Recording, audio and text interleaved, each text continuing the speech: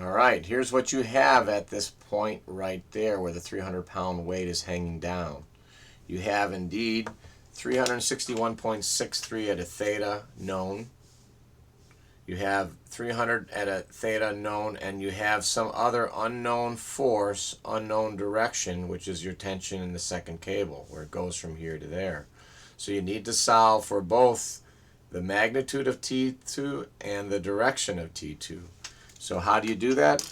Well, T2 has to be the opposite of the others. And so if you think about doing that in terms of the sum of the forces in the x, the sum of the forces in the x is just going to be 361.63 times, remember the magnitude times the cosine of 143.56. That means your magnitude in the left is 291, which means this has to have 291 this way. It has to be 291. It has to be equal and opposite. And of course, if you take again 361.63 times the sine of 143, you have 214 going up, but of course it is 300 going down, and so this has to go up at 85.2. So the reaction, or the force has to go 291 to the right and up at 85.2.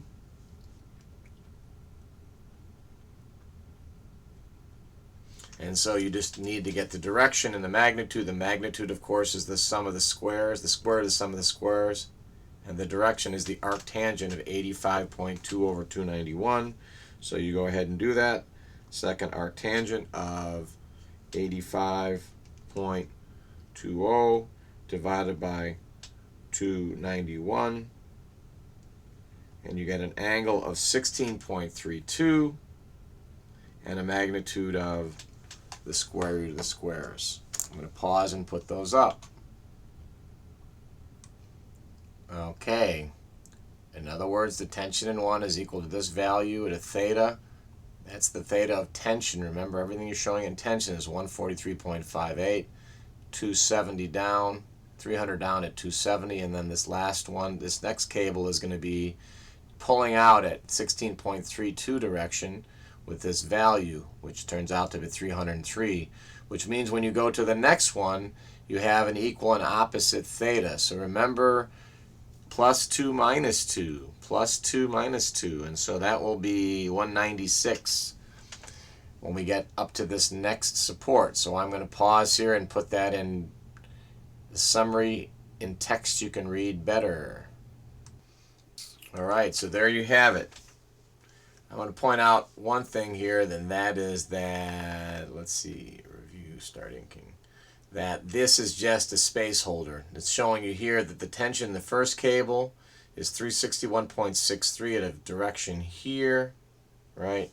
The tension in the second cable is 303 at a direction here, which of course means when you get to the next cable, you know that you have a weight down of 100, and then you have a tension here, in fact, of the opposite direction. So the opposite is 16.3 is 196.32, but its value is 303.2, right? It's tension. It's always pulling away from the joints. Compression is always pushing towards the joints.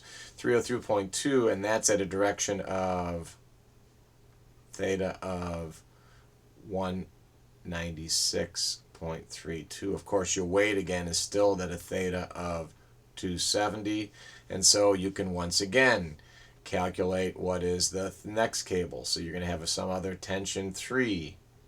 And tension 3, in the end, you're going to have to realize is the opposite of the reaction, but that is your check. When you go back to here, you should have the exact same equal and opposite of what you calculated up at the beginning when you solve for your reaction. So let's do that one.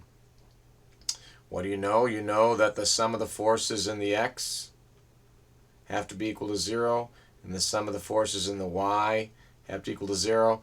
That means that this has to be the opposite of those. And so we'll do it again. We'll do it over here in this calculator this time. We know that the sum of the forces in the x is going to be 303.2 times the cosine. Again, you don't have to think about sine of 196.32. That means that it's 290 in the x, and if you remember, that aligns pretty closely with the 290 that we saw for our reaction at A. There it is, the 291. That's 291. So that makes sense. So you know that this cable has 291 in the x direction here, and then in the y direction it is going to be, so I'm going to write that down here, 291. Right, so the sum of the forces of the reaction in the cable is going to be, I'll write it down here on the side, is 291 in the x.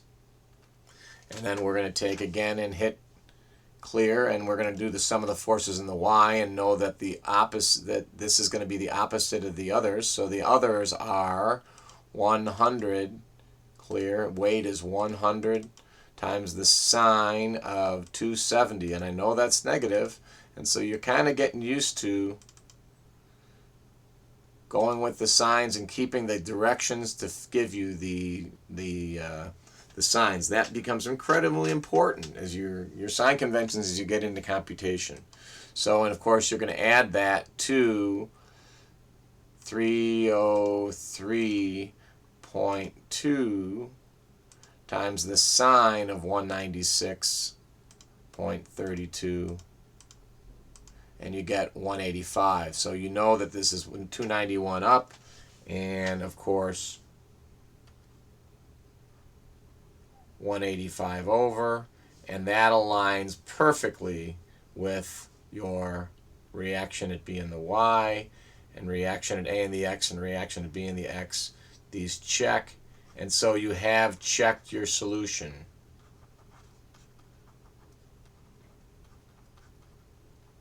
Now the last thing I'm going to do is go in the SketchUp here, and I may crash and burn, but I'll try to do it relatively real time. I'm going to go over here, and I'm going to go ahead and change this now to 16.32. So I'm going to go over here, I'm going to pull this thing out a little bit more. I'm going to do it this way. See that line there? I'm going to go inside of that. I'm going to get rid of this. I'm going to erase it. And I'm going to lay out here, use the tool, which is the, which I won't be able to find. I'm going to pull this down a little bit farther, trying to find the protractor tool. So I'm going to go ahead and lay this out and then turn this up at 16.32.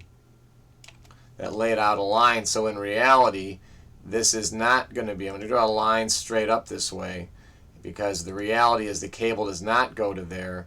The cable actually goes along here to that point, and which means I'm going to erase that and erase that. And if I go ahead now, and I'm going to go ahead even and erase that, and if I go ahead now and go from here to there,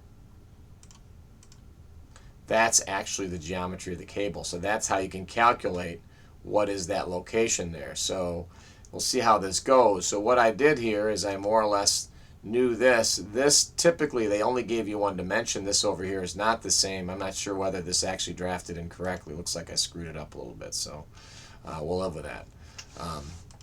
That sense here, this should have been coming straight up. And so let me try that again. See if I can get out of here.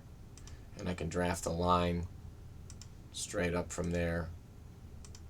And what you saw probably, we're going to pull this around a little bit. Yeah, so I screwed up a little bit. So I'm going to go ahead and erase that little piece out. And it's still not quite catching, but we have to realize there then this, if this is that direction. And we can't necessarily get a dimension on that, but we can do a dimension this way and check it if we want. We could check the length of that cable, or we can check it some other way. So realizing that you can go back in CAD and do this. I'll do this solution in class in CAD to show you how quickly it goes. But that is the mathematical solution of a cable. The steps, I'll stop here and put them, flash them at you, and you can see them going out the door. All right, there you have it. I'm not even going to read them. You can stop and read through those. Once you get one, you move on to the next, on to the next, and your check in the end is that when you get to the other support, you get exactly what you calculated to start. Thanks for listening. That's the end of this problem.